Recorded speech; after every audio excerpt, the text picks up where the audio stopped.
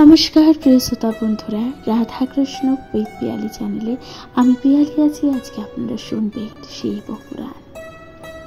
প্রিয় শ্রোতা বন্ধুরা, শিব পুরাণ যা মহাপুরাণ, যেখানে মহাদেবের অলৌকিক লীলা তথা মহাদেবের পুজো করা সম্পূর্ণ বিধিবদ্ধ বিধান যা সুন্দরভাবে রচিত আছে। শিব পুরাণ যেখানে মহাদেব তথা অন্যান্য দেব দেবীদের পুজো করার বিধান যা বর্ণিত আছে। শিব পুরাণ নিজের কাছের মানুষ তথা প্রিয়জন সকলের সাথে শুনবে এবং আপনাদের গুরুত্বপূর্ণ মতামত দিয়ে জানাতে ভুলে যাবেন না। শুনতে থাকবেন শিব পুরাণ। আজকের আলোচ্য বিষয়বস্তু পঞ্চম সংহিতা, বায়বীয় সংহিতা। আপনারা শুনবেন দশম অধ্যায়। আপনারা শুনছেন সৃষ্টি নিরূপণের কথন। শুনতে থাকুন শিব পুরাণ। বায়ু বললেন তার বুদ্ধি দিয়ে স্বর্গ সৃষ্টি করলেন। এমন সময়ে তার তমময় মোহ দেখা গেল। সেই ধ্যান পরায়ণ ব্রহ্মার 5 প্রকারে অবস্থিত সেই সৃষ্টি তমগুণ দ্বারা চারিদিকে আবৃত ছিল। মধ্যে যেমন বীজ থাকে ঠিক তেমনি তারা বাহিরে ও ভিতরে প্রকাশ শূন্য, স্তব্ধ ও অচেতন ছিল। প্রথম সৃষ্টিতে এইভাবে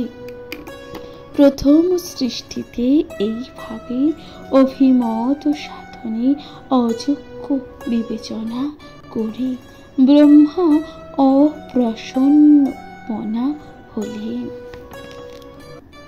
এরপর তিনি অন্য আর একটি স্বর্গের কথা চিন্তা করলেন।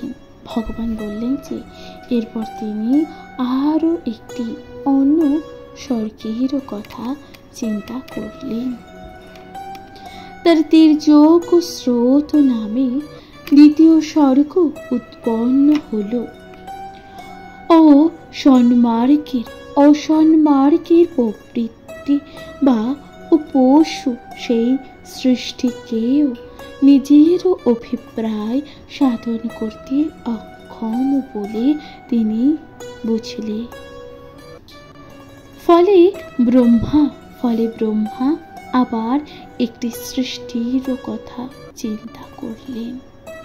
ফলে ভগবান বলছেন ফলে ব্রহ্মা আবার একটি সৃষ্টির কথা চিন্তা করলেন। নতুন স্বর্গে সত্যগুণ প্রধান দেব স্বর্গ উৎপত্তি হল। ওই স্বর্গে সৃষ্টি জীবগণ সুখ প্রীতিকারক হল। তাদের অন্তর ও বাহিরে কোন রকম আবরণ থাকবে না বা থাকলো না। সকল কিছুই তাদের প্রকাশিত হলো। ফলে প্রকাশময় স্বভাবের জন্য তারা দেব নামে অভিহিত হলো। এবার ব্রহ্মা সম্পূর্ণ সন্তুষ্টি হতে পারলেন না। ফলে তিনি আবার ধ্যানেও বসলেন। তার ফলে তার অভিমত অর্ধেক সাধক ও দুঃখবহুল মানুষ স্বর্গ হল। ওই স্বর্গে সৃষ্ট জীবগণ বাইরে প্রকাশশীল এবং অন্তরে তমগুণ রজগুণ প্রধান। সৃষ্টি হলো পঞ্চম স্বর্গ। তাহলে কি বলছেন ভগবান? ভগবান বলছেন যে সৃষ্টি হলো পঞ্চম স্বর্গ। ওই স্বর্গ হলো ঈশ্বরের অনুগ্রহ স্বর্গ। ওই পঞ্চম স্বর্গের আবার 4টি ভাগ হলো। প্রথম ভাগ হলো বিপর্যয়, অর্থাৎ বিরোধ ভক্তির দ্বারা অনুগ্রহ।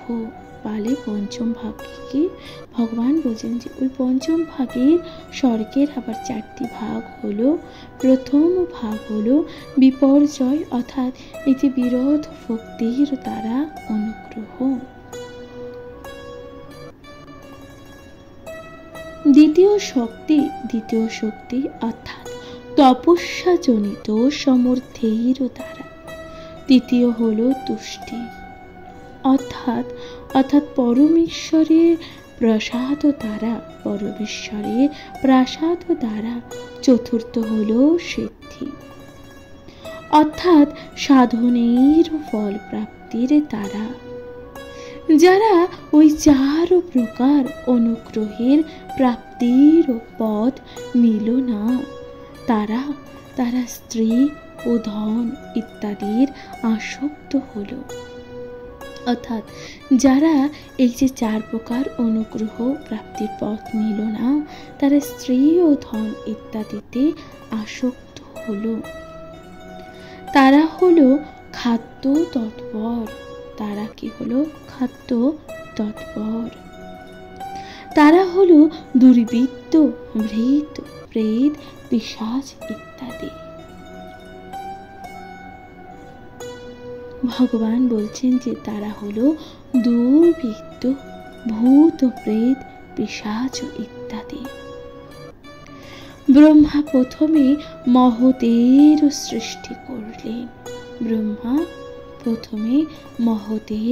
সৃষ্টি করলেন। তারপর তন্ময়দের দ্বারা সৃষ্টি করলেন। এই দ্বিতীয় সৃষ্টি ভূত স্বর্গ নামে অভিহিত হলো। তৃতীয় হলো বৈকারিক সৃষ্টি, সেটি ঐন্দ্রিক নামে প্রসিদ্ধ। ভগবান বলছেন যে এই প্রাকৃতিক স্বর্গ অবুদ্ধির ফলে উদ্ভব হয়েছে। চতুর্থ সৃষ্টি হলো মোক্ষ, কারণ স্থাবকেরা মোক্ষ বলেই প্রসিদ্ধ।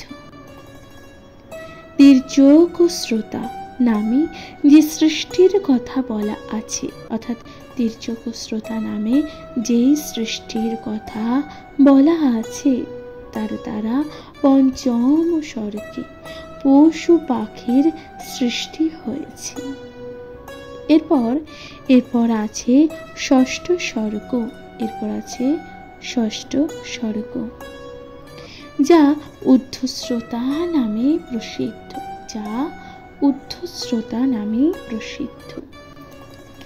তারপর আছে পঞ্চম স্বর্গ, এরপর আছে সপ্তম স্বর্গ। এটি মনুষ্য স্বর্গ বলেও প্রসিদ্ধ। অষ্টম হলো অনুগ্রহ স্বর্গ, নবম হলো কৌমার স্বর্গ। প্রথমে বলি 3 প্রকার প্রাকৃতিক স্বর্গ অবুদ্ধিপূর্বক। মুখ্য আদি 5টি বিকৃত স্বর্গ বুদ্ধিপূর্বক। প্রজাপতি ব্রহ্মা আগে নিজের তুল্য মানুষ পুত্রদের সৃষ্টি করেন। তারা হলেন সনন্দ, সনক, বিদ্বান, সনাতন, ঋভু ও সনত। তাই ভগবান কি বলছেন? প্রজাপতি ব্রহ্মা আগে নিজের তুল্য মানুষ পুত্রদের সৃষ্টি করেন। তারা হলেন কে? তারা হলেন সনত, সনন্দ, সনক, বিদ্বান, সনাতন, ঋভু ও সনত। তারা সকলে যোগী, বিতরাগ এবং বিমত স্বর হয়েছিল। তাদের মন ঈশ্বরে আসক্ত থাকার তারা প্রজা সৃষ্টির জন্য ইচ্ছা করেননি। অর্থাৎ ভগবান বলছেন যে তাদের মন ঈশ্বরে আসক্ত থাকায় তারা প্রজা সৃষ্টির জন্য ইচ্ছা করেননি। সেই সনক ইত্যাদি ঋষিগণ সৃষ্টি ক্রিয়া করতে ইচ্ছা না করে সেখান থেকে চলে যান। কিন্তু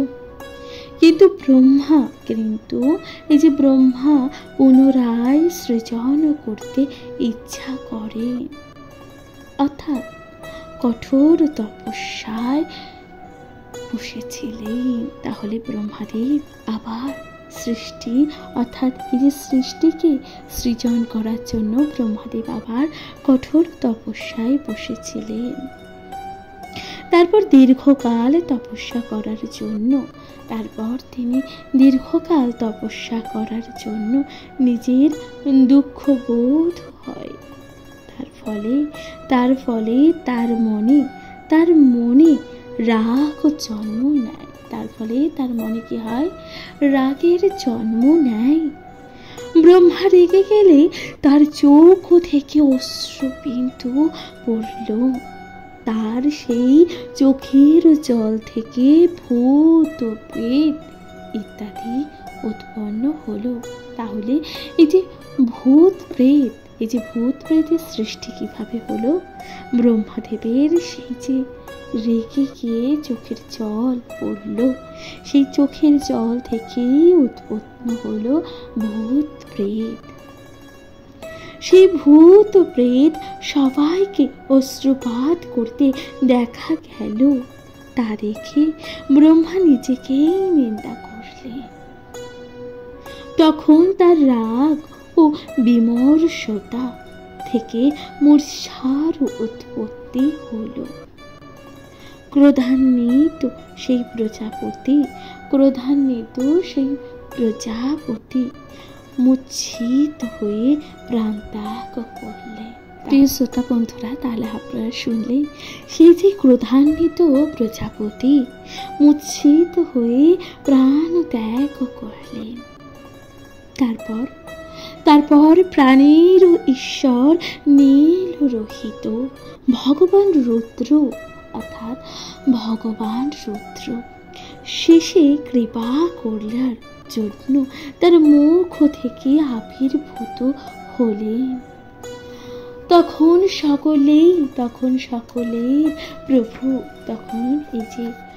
সকলের প্রভু সেই ঈশ্বর নিজেকে 11 ভাগে বিভক্ত করলেন। এই জন্যই তাদের 11 রুদ্র বলা হয়ে থাকে। তাহলে এই যে 11 রুদ্র, অর্থাৎ আমরা যে 33 কোটি দেব দেবীর কথা শুনি, তার মধ্যে যে 11 জন রুদ্র আছে, সেই রুদ্রের উৎপত্তি কোথা থেকে হয়েছিল? অর্থাৎ সেই রুদ্রের উৎপত্তি হয়েছিল এই যে নীল রহিত ভগবান রুদ্র শেষে কৃপা করার জন্য তার মুখ থেকে আবির্ভূত হলেন। তখন সকলের প্রভু সেই ঈশ্বর নিজেকে 11 ভাগে বিভক্ত করলেন। সেই জন্য 11 রুদ্র বলা হয়ে থাকে। হে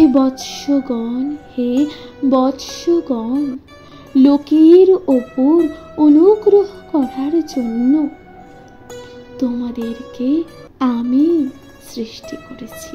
অর্থাৎ হে বৎসগণ, ভগবান বলছেন যে হে বৎসগণ, এই যে লোকের ওপর অনুগ্রহ করার জন্য আমি তোমাদের সৃষ্টি করেছি। ফলে সকল লোকের স্থাপন ও মঙ্গলের জন্য এবং প্রজা সংখ্যা বৃদ্ধির জন্য তোমার অনলস হয়ে যত্ন করো। এইভাবে বলার পর তার রোদন করতে লাগলেন। তারপর তারা চারিদিকে ছুটলেন।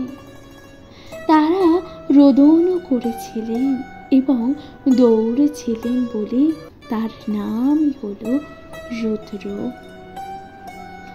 যারা রুদ্র তাতেই প্রাণ, যারা প্রাণ তারাই মহাত্মা। তারপর ব্রহ্মার পুত্র মহেশ্বর দয়া পরবশ হয়ে মৃত পরমেষ্টে ব্রহ্মাকে আবার প্রাণ দান করলেন। ব্রহ্মার প্রাণ ফিরে এলে রুদ্র আনন্দিত হলো। পরে সেই বিশ্বপতি রুদ্র ব্রহ্মাকে বলেছিলেন, তারপর সেই যে বিশ্বপতি ব্রহ্মা, সেই যে বিশ্বপতি রুদ্র ব্রহ্মাকে কি বলেছিলেন, হে জগৎ গুরু বিরিঞ্চি, আপনি ভয় করবেন না, আপনি ভয় করবেন না, আমি আপনার প্রাণ ফিরিয়ে দিয়েছি, অর্থাৎ আমি আপনার প্রাণ ফিরিয়ে দিয়েছি। আপনি ধীরে ধীরে আনন্দের সঙ্গে উঠুন। ব্রহ্মা যেন স্বপ্নের মধ্যে ছিলেন, অর্থাৎ ব্রহ্মাদেব তখন কিসের মধ্যে ছিলেন? স্বপ্নের মধ্যে ছিলেন। তিনি সেই মনোহর কথা শুনে ধীরে ধীরে উঠলেন। তিনি প্রাণ ফিরে পেয়ে ভগবান মহাদেবের উদ্দেশ্যে কৃতাঞ্জলি হয়ে স্নিগ্ধ ও গম্ভীর কণ্ঠে বললেন, হে মহাভাগ, আপনি আমাকে আনন্দ দিয়েছেন। হে বিশ্বমূর্তি, হে বিশ্বমূর্তি, আপনি কে যে 11টি রূপে অবস্থান করেছেন? তার কথা শুনে সেই সুরেশ্বর সুমুখ তার 2 হাত দিয়ে ব্রহ্মাকে স্পর্শ করে বললেন যে, আমাকে তোমার পুত্রবৎ পরমাত্মা বলে জেনো। এই 11 রুদ্র তোমার রক্ষার জন্য এসেছে। অতএব আমার কৃপায় এই ঘোর মোহ ত্যাগ করে আগের মতন একাগ্র হয়ে প্রজা সৃজন করো। ব্রহ্মা তখন বললেন, ব্রহ্মদেব তখন কি বলছেন, হে দেব, আপনি ভব রস ও জলময়াত্ম, আপনাকে নমস্কার করি। সব সময় সৌরভ বিশিষ্ট কীর্তি স্বরূপ সর্বকে আমার নমস্কার। হে ঈশ্বর, হে ঈশ্বর, আপনি স্পর্শময় বাতাসরূপ, আপনাকে নমস্কার। হে পশুপতি, আপনি অতি তেজময় পাবক স্বরূপ। হে ভীম, আপনি সপ্ত মাত্র আকাশ স্বরূপ, আপনাকেই নমস্কার। হে উগ্র,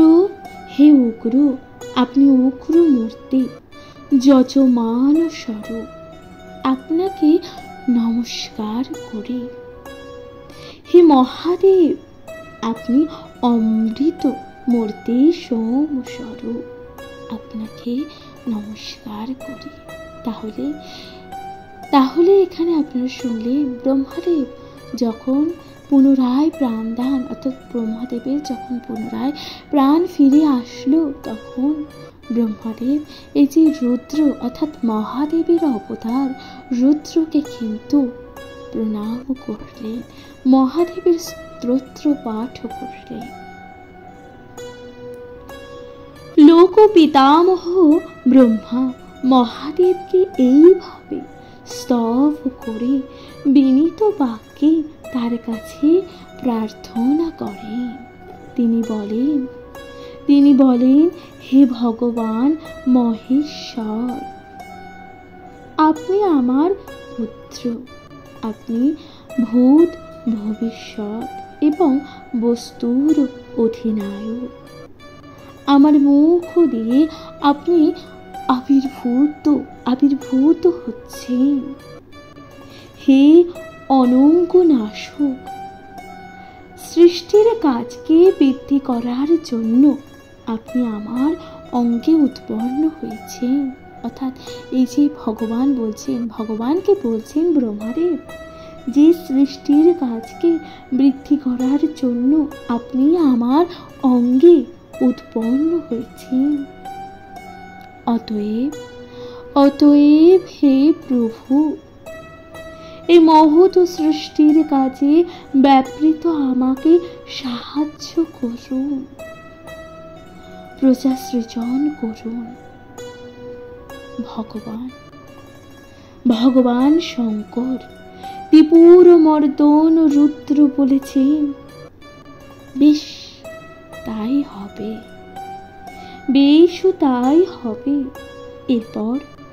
এরপর ব্রহ্মা আনন্দের সঙ্গে তাকে বন্দনা করলেন। এরপর ব্রহ্মাদেব আনন্দের সঙ্গে মহাদেবকে বন্দনা করলেন। তিনি তারপর আরো কিছুই প্রজার সৃষ্টি করলেন। নতুন প্রজারা তখন হলো, এই যে ব্রহ্মাদেব আরো নতুন প্রজাদের সৃষ্টি করলেন। সেই প্রজারা কারা কারা? সেই প্রজারা হলেন মরিচি, ভিকু, অঙ্গিরা, পুলস্থ, পুলহ, ত্রুট, দক্ষ, যত্রী এবং বশিষ্ঠ। এদের তিনি তার মন থেকে সৃষ্টি করেন। তবে সকল সৃষ্টি করার আগে ব্রহ্মা ধর্ম এবং সংকল্প সৃজন করেন। রুদ্র সহ ব্রহ্মার নতুন 11 জন পুত্র, অর্থাৎ 12 জনই প্রথম ব্রহ্মার থেকে উৎপন্ন হয়েছিলেন।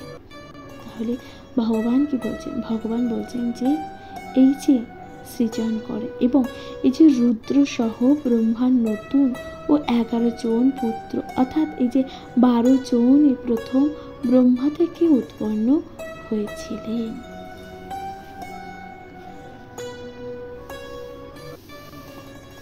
এরা সকলেই ছিলেন প্রাচীন। এরা সকলে কি ছিলেন? প্রাচীন এবং গৃহস্থাশ্রমযুক্ত।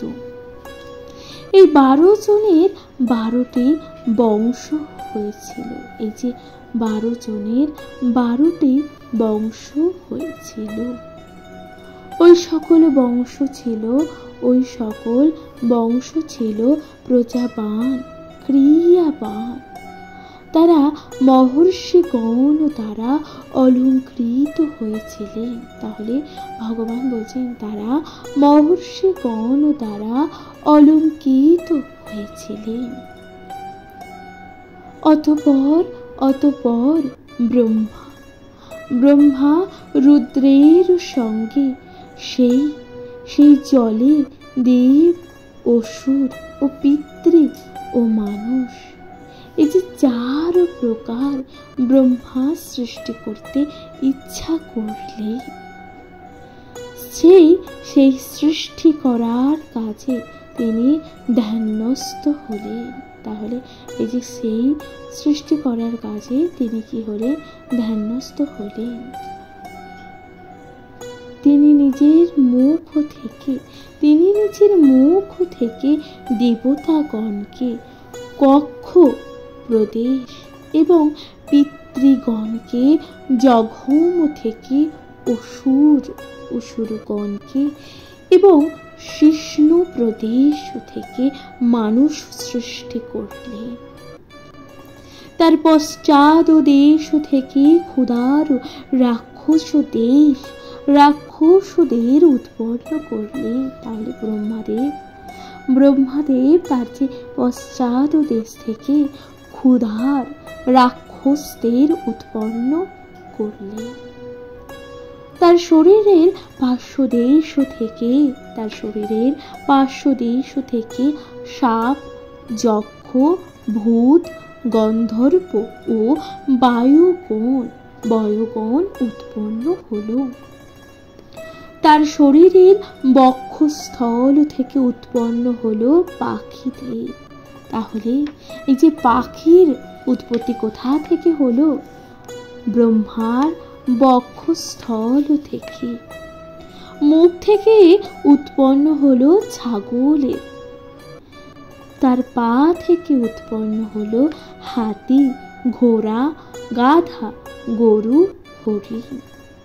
এছাড়া উট, গাধা প্রভৃতি উদ্ভব হলো তার পা থেকেই। তার শরীরের লোম থেকে উৎপন্ন হলো ঔষধি ও ফলমূল। তিনি প্রথম মুখ থেকে গায়ত্রী, ঋগ্বেদ, ত্রিবেদ, স্তোম, রথন্তর ও যজ্ঞের মধ্যে অগ্নিষ্ঠোমের নির্মাণ করেন। তাই ভগবান বলছেন যে তার দক্ষিণ মুখ থেকে যজুর্বেদ, ত্রষ্টুভ ছন্দ, 15টি স্তোম, বৃহৎ সাম এবং উকট ইত্যাদি সৃষ্টি হয়। তার পশ্চিম মুখ থেকে সামবেদ, কি উৎপন্ন হয়? সামবেদ, জগদী ছন্দ, 17 স্তোম এবং বৈরূপ এবং অতিরাত্র যজ্ঞ উৎপন্ন হল। তার উত্তর মুখ থেকে 21 সংখ্যক অথর্ববেদ, অপতর্যা মন নামে যজ্ঞ, অনুষ্ঠুপ ছন্দ এবং বৈরাম নামে সাম উৎপন্ন হল। তার শরীর থেকে নানান ভূত, যজ্ঞ, পিশাচ ও গান্ধর্ব ও অপ্সরাগণের উদ্ভব হল। নর, কিন্নর, রাক্ষস, পক্ষী, পশু, মৃগ, সর্পচারা, স্থাবর, জঙ্গম ইত্যাদি তার শরীর থেকে উদ্ভব হল। পূর্বের সৃষ্টিতে তাদের যেমন কর্ম ছিল, বারবার সৃষ্টিতেও প্রত্যেক নিজ নিজ কর্মই লাভ করে। ঈশ্বরের দ্বারা সৃষ্টি হয়ে জীবেরা হিংস্রতা, অহিংস্রতা, ধর্ম, অধর্ম, ভালো মন্দ, সত্য মিথ্যা, দয়া, মায়া ও ক্রোধা প্রভৃতির আসক্ত হয়। বিধাতা স্বয়ং মহাভূত ইন্দ্রিয় ও ভোগ বস্তু ও মুক্তিতে নানা ভেদ এবং তাতে জীবের প্রবৃত্তির বিধান করেছেন। পিতামহ ব্রহ্মা বেদ শব্দ থেকে প্রথম প্রাকৃত ভূতদের নানান নাম দিয়ে সৃষ্টি করেছিলেন। বেদে যে বস্তুর যেমন নাম ছিল এবং যেমন জ্ঞান ছিল, আজ ব্রহ্মা সেই সব বস্তুর একই নাম ও জ্ঞান দান করলেন। সেই ব্রহ্মবনে সর্বজ্ঞ ব্রহ্মা সবসময় বিচরণ করেন। ব্রহ্মা হলেন একটি সনাতন বৃক্ষের মতন। তিনি ঈশ্বরের অনুগ্রহের জল দ্বারা সিক্ত হয়ে অব্যক্ত থেকে উৎপন্ন হয়েছে। বুদ্ধি ও ওই বৃক্ষের স্কন্ধ মহৎ শাখা ইন্দ্রিয়গুলি হলো অভ্যন্তরীণ গাছের কোটরের মতো। মহাভূতগুলি পরিমাণ ও বিশেষরা পল্লব, ওই বৃক্ষ ধর্মাধর্ম রূপ সুন্দর ফুলে সুশোভিত। তাই ভগবান বলছেন যে সুশোভিত, তাই ভগবান বলছেন যে সুখ দুঃখ ওই বৃক্ষের ফল, ওই বৃক্ষ সকল ফুতের আশ্রয়। স্বর্গলোক তার মাথা, আকাশ তার নাভি, চন্দ্র সূর্য তার দুটি চোখ, দিকগুলি হলো তার কান, পৃথিবী হলো তার চরণ। তিনি হলেন অচিন্ত্য স্বরূপ এবং সকল ভূতের প্রণতা। তার মুখ থেকে ব্রাহ্মণগণ, বক্ষস্থল থেকে ক্ষত্রিয়গণ, দুই উরু থেকে বৈশ্যগণ এবং ভূতগণ, এবং বৈশ্যগণ দুই পা থেকে শূদ্রের জন্ম হয়েছে। চারটি বর্ণ তার শরীর থেকে সৃষ্টি হয়েছে, চারটি বর্ণ তার শরীর থেকে সৃষ্টি হয়েছে। এই কথাই ভগবান বলছেন। এই যে ব্রহ্মাদেব, তাহলে ব্রহ্মাদেবকে কেন পালনকর্তা বলা হয়, অর্থাৎ ব্রহ্মাদেবকে কেনই বলা হয় এই যে জগতের সৃষ্টি, অর্থাৎ ব্রহ্মাদেবের থেকেই সমস্ত কিছুর সৃষ্টি হয়েছে, এই কথা বলা হয় কেন? আশা করলাম তা বুঝতে পারলেন আপনারা প্রিয় শ্রোতা বন্ধুরা। তাহলে ব্রহ্মাদেবের থেকে এইভাবে সৃষ্টি হয়েছে জগৎ ও সংসার। তাহলে আপনারা শুনলেন 10ম অধ্যায়, যেখানে বর্ণনা করা হয়েছে সৃষ্টি নিরূপণ কথা। এর পরবর্তী অধ্যায় আপনারা শুনবেন 11 অধ্যায়, যেখানে ব্রহ্মা থেকে শিব ও বিষ্ণুর প্রকাশ। শুনতে থাকুন শিব পুরাণ। অবশ্যই আপনাদের গুরুত্বপূর্ণ মতামত জানাতে ভুলে যাবেন না। চ্যানেলে প্রথমবার শুনে থাকলে অবশ্যই পাশে থাকবেন, কমেন্টে লিখতে ভুলে যাবেন না। হর হর মহাদেব।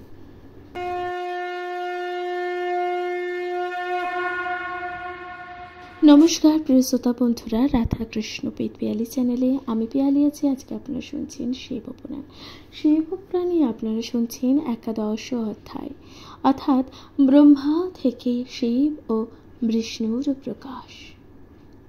ঋষিগণ বললেন, হে বায়ু, আপনি বললেন যে পরমাত্মা ভব চতুর্মুখের থেকে উৎপন্ন হয়েছে। এ বিষয়ে আমাদের একটি সংশয় উপস্থিত হয়েছে। বিরূপাক্ষ মহাদেব দেবতাদের শ্রেষ্ঠ, দীপ্ত ও শূলধারী। যুগান্ত উপস্থিত হলে তিনি ক্রুদ্ধ হয়ে ব্রহ্মা, বিষ্ণু এবং অগ্নির সঙ্গে এই লোকের সংহার করেন। ব্রহ্মা ও বিষ্ণু ভীত হয়ে তাকে প্রণাম করে। এরা উভয় সেই লোক সংহারকারী দেবের সব সময় বর্ষবর্তী হয়ে চলে। সেই মহাদেবী প্রথমে ব্রহ্মা ও বিষ্ণুকে সৃষ্টি করেছে। সেই প্রভু শঙ্কর নিত্য ব্রহ্মা ও বিষ্ণুর যোগকে নির্মাণ করেন। সেই পুরাতন আদিদেব রুদ্র কিভাবে অব্যক্ত উৎপন্ন ব্রহ্মার পুত্রত্ব লাভ করেছিল, তাই বলুন। বায়ুমুনিদের বললেন, আপনারা সত্যি যুক্তিযুক্ত প্রশ্ন করেছেন। পরম ব্রহ্মাকে আমি একথা জিজ্ঞাসা করেছিলাম। তিনি আমাকে যা বলেছিলেন আমি সেভাবেই বলছি। যেভাবে রুদ্রের উদ্ভব হয়েছে এবং যেভাবে ব্রহ্মা ও বিষ্ণুর পরস্পরের উৎপত্তি হয়েছে, আমি সে কথাই বলছি। ব্রহ্মা, বিষ্ণু ও রুদ্র কারণ স্বরূপ এই তিনজনই উৎপত্তি ও মহেশ্বরের থেকে।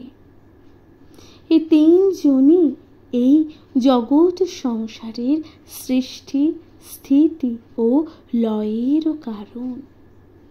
তারা সেই পরমেশ্বরের দ্বারা চালিত হল এবং তারা পরম ঐশ্বর্যযুক্ত।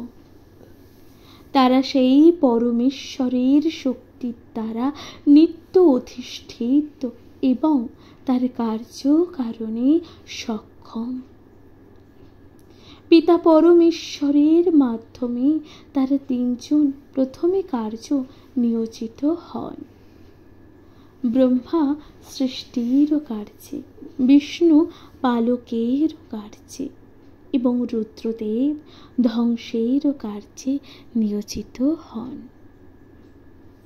তারপর তাদের এই যে পরস্পরের ওপর মাৎসর্গের ওপর কারণে পরস্পরের ওপর অধিক্য লাভ করতে ইচ্ছুক হন।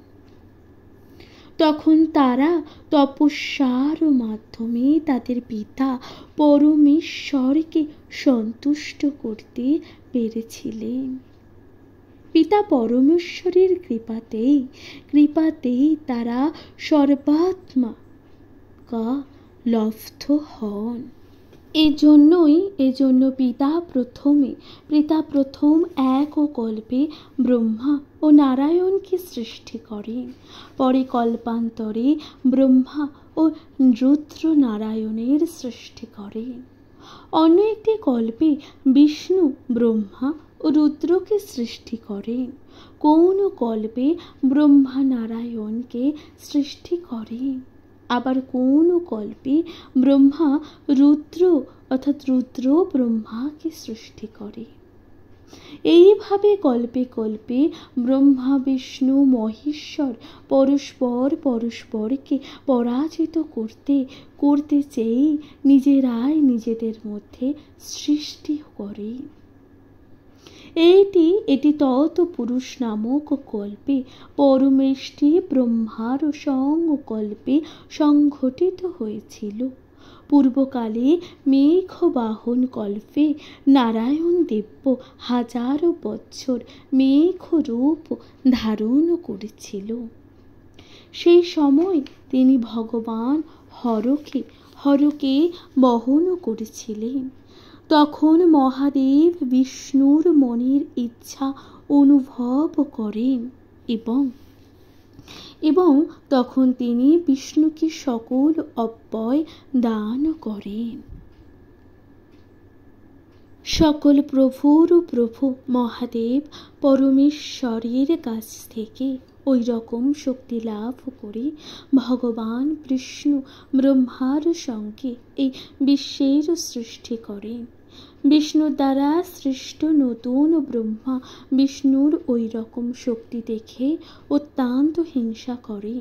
তিনি হেসে বলেছিলেন, হে বিষ্ণু, আমি তোমায় সৃষ্টির কারণ জেনেছি।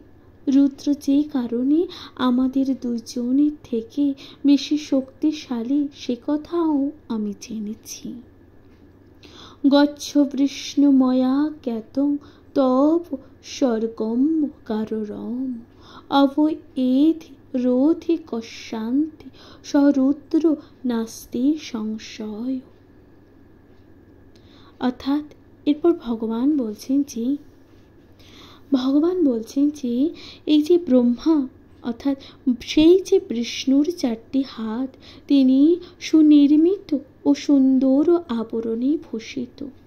তার হাতে শঙ্খ চক্র প্রভৃতি, তার মূর্তি অতি সৌম্য অত্যন্ত সুন্দর, তার বুকে শ্রীবৎস চিহ্ন, তার মুখ অত্যন্ত প্রশান্ত ও হাস্যযুক্ত, তার পা দুখানি পৃথিবীর কোমল কর পদ্মের স্পর্শে রাঙা, তিনি তখন যোগ নিদ্রায় বশীভূত হয়ে ক্ষীর সমুদ্রে শয়ন করে আছেন।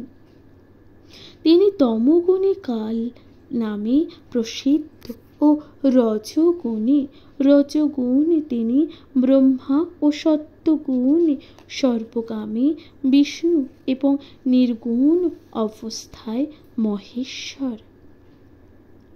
ব্রহ্মা সেই পুরুষকে দেখে বললেন, হে বিষ্ণু, তুমি প্রথমে আমাকে যে গ্রাস করেছিলে, এখন আমিও তোমাকে গ্রাস করব।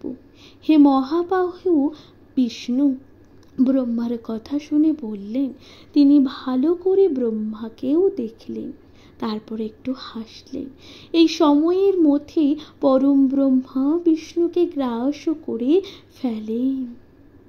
উদৈত্যখ মহাবাহু স্মিত মৃগশ্চকার চ তস্মিন্ন বশবে বিষ্ণু গ্রহস্তত্রে মহাত্মানা।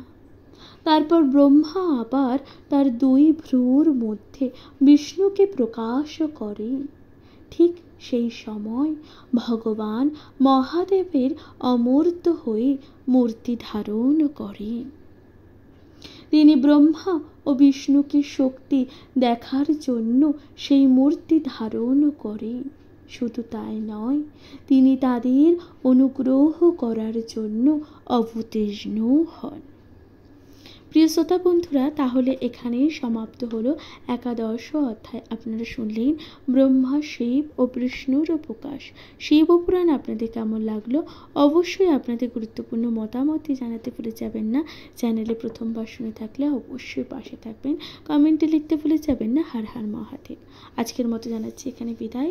ভালো থাকবেন, সুস্থ থাকবেন তথা শিব পুরাণ অবশ্যই শুনতে থাকবেন।